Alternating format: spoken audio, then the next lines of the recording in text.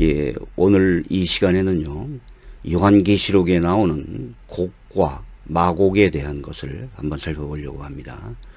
성경에 있는 단어들을 현재의 어떤 사건, 지명, 인물로 해석하는 주장들을 상당히 많았습니다. 그런 주장들을 우리는 주의해야만 합니다. 대표적으로 요한계시록의 666이라는 단어를 뭐 바코드니 컴퓨터니 베리칩으로 해석하는 해석들은 이미 유명하죠. 또 시대에 따라 계속 해석들이 달라지기도 합니다. 요즘은 뭐 코로나 예방 주사를 맞으면 나노메타 크기의 작은 전자칩이 몸에 들어가 뭐 그 사람을 노예로 만든다는 뭐 황당한 주장을 하는 사람들도 있었습니다. 열불을 유럽 연합이라고 해석하는 사람들도 있었고, 이런 해석들은 이미 잘 알려진 음모론 중에 하나라고 볼 수 있습니다. 이제는요, 곡과 마곡에 대한 자의적인 해석을 하는 사람들이 많이 있어서 그 견해를 한번 살펴보려고 합니다. 요한계시록 20장 7절에서 8절을 제가 한번 읽어보겠습니다. 천년이 참에 사단이 그 옥에서 놓여 나와서 땅의 사방 백성 곧 곡과 마곡을 미혹하고 모아 싸움을 붙이리니 그 수가 바다모래 같으리라. 자, 본문에서 천년이 참에라는 그 단어를 문자적으로 해석하여 그 999년 다음 천년 이렇게 보는 그 견해가 있습니다. 사단이 갇힌 무저갱도 문자적으로 해석하여 어떤 깊은 장소가 지구상에 존재하고 있다고 주장합니다. 또 무천년론에서는 천년은 상당히 긴 시간을 상징하고 또 정확한 천년이라는 숫자로 해석하지 않죠. 또 본문은 그리스도가 십자가에서 죽고 부활함으로써 사망의 권세로부터 승리한 것을 말하고 또 천년 동안 무저갱에 갇혔다는 것에 대해서는 상당히 오래된 긴 교회 시간 동안 사탄이 제한을 받는 것을 의미한다고 이렇게 해석하기도 합니다. 자, 그런데 지금 여기 요한계시록 20장 8절에 땅의 사방 백성 곧 곡과 마곡을 미혹하여 싸움을 붙일 것이다 라고 하는 이 단어, 이 곡과 마곡에 대해서 이상한 해석들이 상당히 많습니다. 특히 일부 세대주의에 대해서는 귀를 기울일 필요가 없을 정도의 사적이고 임의적인 해석들이 많습니다. 특히 최근에 우크라이나와 소련의 전쟁, 또 이스라엘과 하마스의 전쟁, 이런 것들을 성경 본문과 결합시켜서 마치 종말적인 전쟁이 시작되었다고 해석하는 사람들이 유튜브에 많이 있습니다. 곡과 마곡이라는 단어는요, 원래 에스겔 38장과 39절에서 언급되는 단어로서 에스겔에서는 곡이 이스라엘을 침략하기 위한 로스와 메섹과 두발의 왕이라고 하는 구절이 있습니다. 자, 에스겔 38장 2절을 제가 읽어보겠습니다. 인자야, 너는 마곡 땅에 있는 곡 곧 로스와 메섹과 두발 앞에게로 얼굴을 향하고 글을 쳐서 예언하여 이르기를 주 여호와의 말씀에 로스와 메섹과 두바라 고가 내가 너를 대적하여, 이렇게 돼 있어요. 여기서 가만히 보니까 마곡 땅에 있는 곡 이렇게 돼 있고 곧 로스와 메섹과 두발 왕 이렇게 돼 있어요. 그리고 마지막에는 이렇게 돼 있습니다. 주 여호와의 말씀에 로스와 메섹과 두발 왕 고가, 그래서 곡이 마치 그 왕의 이름인 것처럼 이렇게 설명이 돼 있어요. 그래서 내가 너를 대적하여 이렇게 나오죠. 그래서 이러한 그 성경 해석을 볼 때는 상당히 뭐 곡과 마곡이 어떤 장소라고 말하기도 상당히 애매합니다. 그런데 여기에서 로스와 메섹과 두발 이런 성경 구절들이 나오는데, 이거를 이제 그 로스를 러시아다, 뭐 이렇게 해석하는 사람들이 있습니다. 그리고 메섹은 모스크바다, 비슷하죠. 비슷하기는 하지만은 앞에 그 두 음만 같은 거예요. 앞에 로스, 러시아, 메색, 모스코바 이렇게 뭐 이런 식으로 설명을 하는 사람들이 있습니다. 자, 마곡이라는 단어는요, 창세기 10장 2절에서 처음 나오는데 야벳의 아들로 되어 있습니다. 그리고 두발과 메색도 포함되어 있습니다. 창세기 10장 2절에 야벳의 아들은 고멜과 마곡과 마대와 야완과 두발과 메색과 디라스요 이렇게 되어 있죠. 그래서 야벳의 아들들의 이름으로 되어 있습니다. 그런데 구약에서는요, 대부분 이 아들들의 이름, 인명이 또 지명으로도 그 대체되는 경우가 많이 있죠. 그리고 이 에스겔서 38장 2절과 39장 6절에서 보면은 이 로스, 메색, 두발은 마곡 땅 안에 있다고 기록되어 있습니다. 성경 사전에 의하면 소아시아 그 동부, 티크리스와 유프라테스 강 상류, 또 흑해 지역이다 뭐 이렇게 설명하고 있기도 하는데, 지금 사실은 상당히 수천 년 전의 그 지명이기 때문에 어디를 정확하게 말한다고 단정하기는 상당히 어렵습니다. 자, 에스겔서 38장 2절은요, 여호와께서 에스겔로 하여금 마곡 땅 안에 있는 곡을 치라고 명령하는데, 또 곡은 로스와 메색과 두발의 왕이라고 되어 있어요. 그래서 학자들은 곡을 지명이 아닌 인명이라고 보고, 곡이라고 하는 왕이 다스리는 나라, 이것을 그 지역을 마곡, 로스, 메색이라고 이렇게 해석합니다. 그것이 에스겔서를 보게 되면 더 자연스럽죠. 에스겔 선지자는 마곡의 왕 곡이 북방 군대를 인솔하여 이스라엘을 공격하지만 하나님의 권능으로 결국 멸망하게 될 것이다, 이렇게 예언하고 있죠.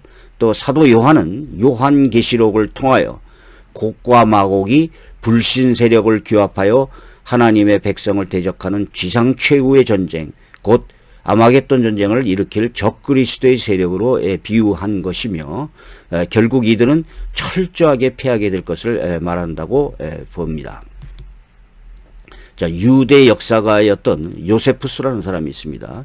이 사람은 그 마곡이 고대의 그 우면한 그 스키타인이라고 했는데, 케일과 프랑프트라는 학자는 남부 러시아의 초원지대인 스키타이 지역이다, 이렇게 또 추정을 하였고요. 성경으로 볼 때는 메색과 두발은 소아시아 지역이라고 보는 것이 더 정확할 것 같습니다. 또한 계시록에서는 로마를 바벨론에 비유한 것과 같이 그 지역이나 왕의 이름이 무엇인지가 중요한 것이 아니라 이스라엘을 공격하는 세력을 의미한다고 보는 것이 더 옳은 것 같습니다. 그 근거는 에스겔서 38장 17절에서 내가 옛적에 내 종 이스라엘 선지자를 통하여 말한 사람이 네가 아니냐라는 구절이 있어요.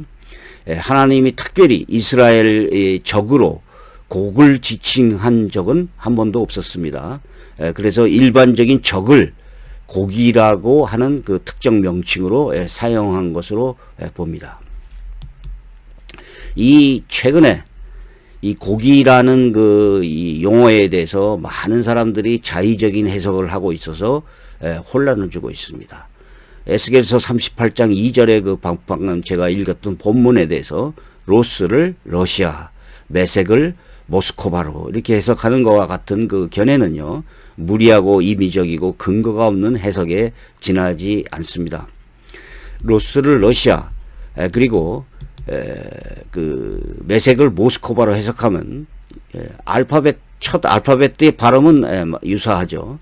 그래서 사람들은 미혹되는 경우가 있는데, 수천 년 동안 이 수천 년 전에도 과연 그 지명이 같았느냐, 이것은 의심할 수밖에 없어요. 또 미국이나 이스라엘로 비유하는 견해도 있습니다. 또 어떤 사람들은요, 스탈린이나 히틀러와 같은 사람으로 비유하는 견해도 있습니다. 또 러시아나 미국 대통령이나 이스라엘 수상으로 해석하는, 사람으로 해석하는 견해도 있죠. 이러한 주장은 하등의 근거가 없는 개인적인 추측에 지나지 않습니다. 자, 이것을 제가 유튜브하고 인터넷에서 한번 찾아본 겁니다. 자, 이런 내용들이 수없이 많아요.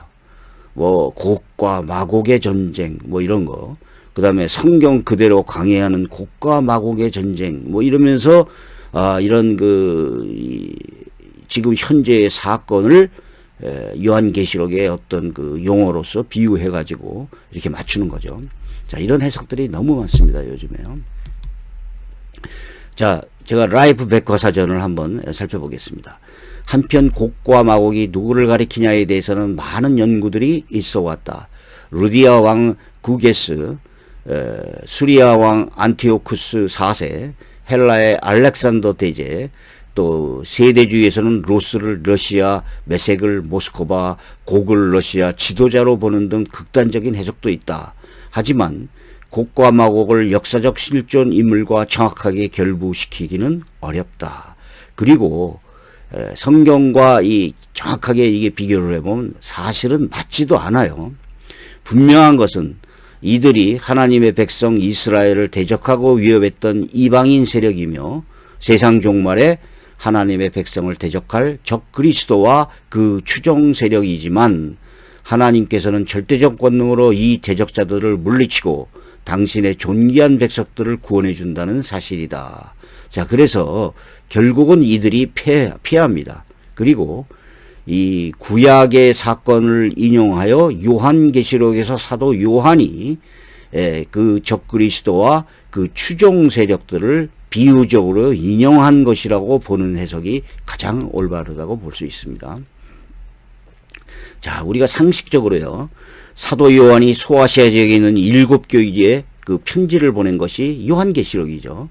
자, 2000년 후에 있을 지명과 인명을 거기에 언급했다. 이런 주장은 무리한 해석이 아닐 수 없습니다. 특별히 어느 특정한 지역 혹은 특정한 사람으로 해석하여 종말론과 연결시키는 그런 극단적인 세대적 해석에는 각별한 주의를 요할 필요가 있습니다.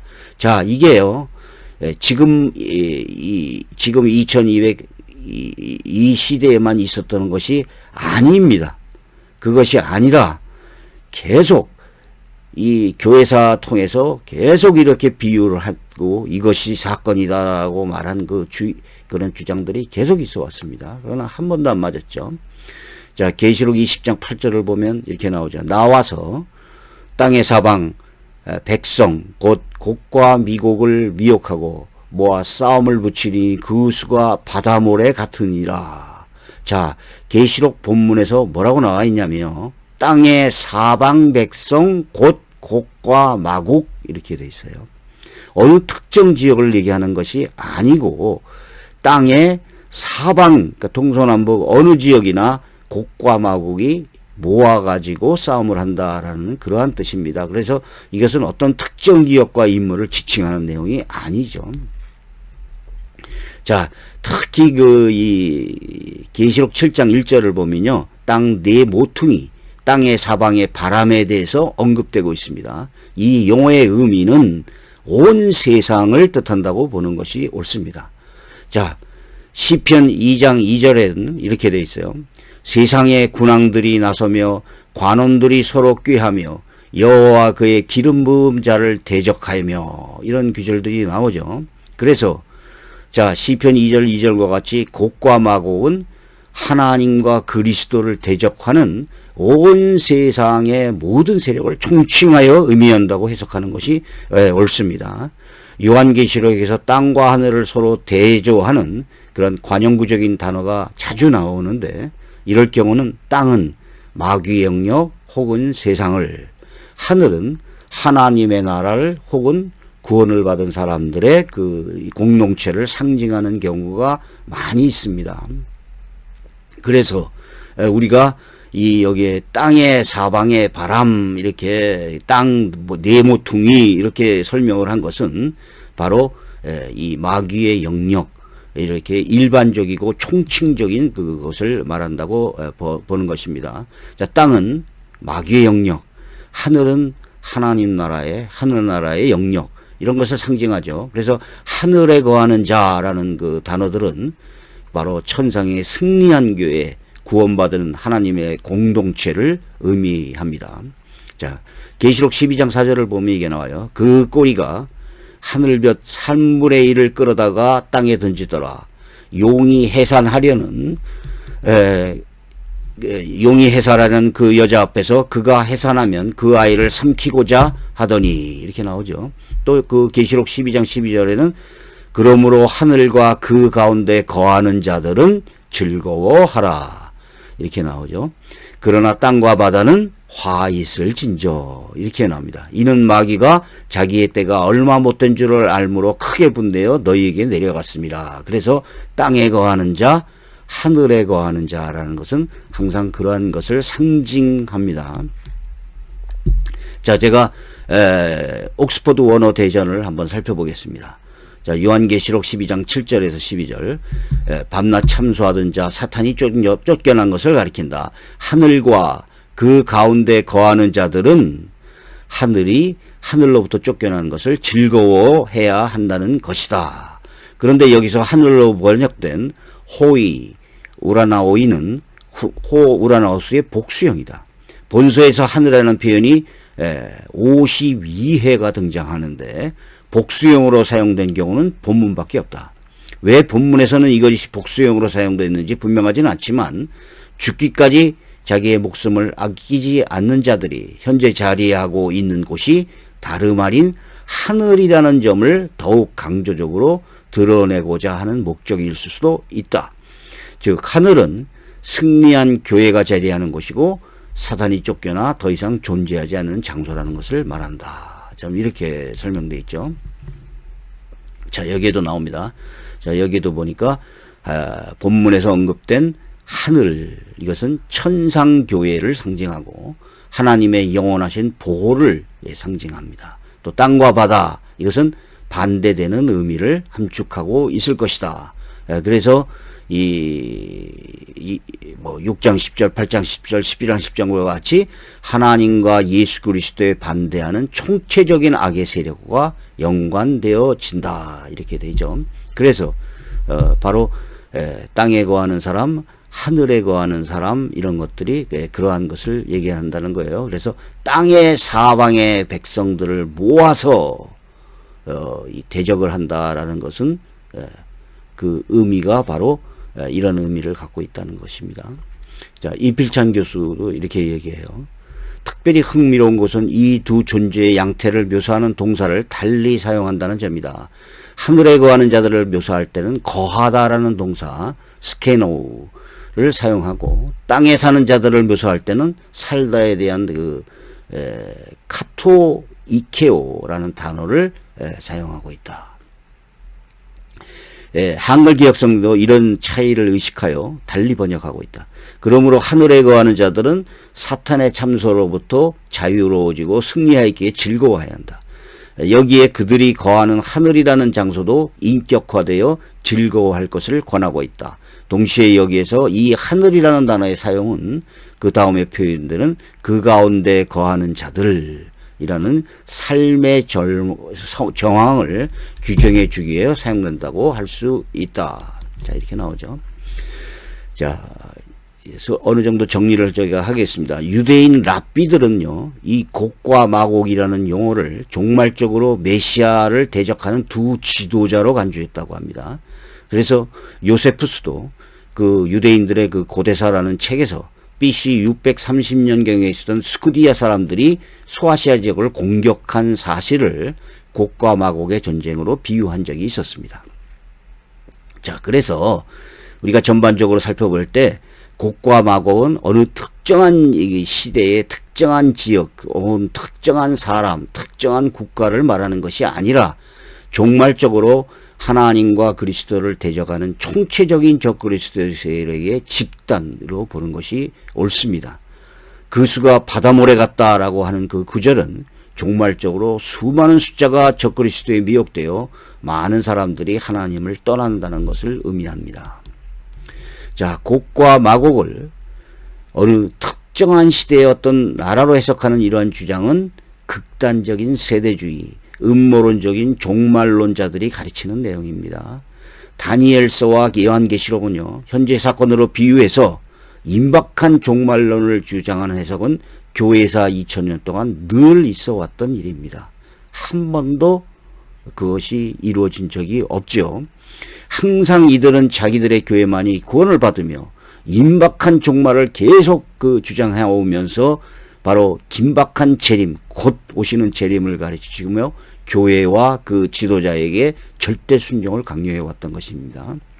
자, 데살로니가 후서를 하나 인용하고 그리고 자, 이것을 마치겠습니다. 데살로니가 후서 2장 1절에서 2절입니다.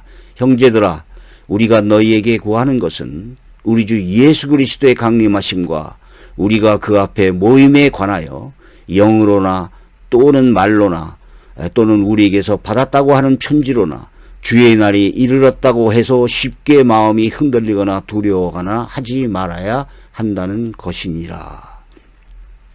자, 교회사 2000년 동안 계속 종말론이 있어 왔습니다. 임박한 종말론을 주장을 했죠. 그러나 자, 예수를 믿고 구원받은 우리 소위 하늘에 거하는 우리 그리스도인들은요, 조금도 두려워할 필요가 없습니다. 그렇죠. 우리는요, 언제 예수가 와도, 언제 재림을 하셔도, 언제 종말이 와도 두려울 것이 없다는 것입니다. 우리는 예수 그리스도를 믿음으로 말미암아 구원을 받은 천국 백성이기 때문입니다. 여기까지 하겠습니다. 감사합니다.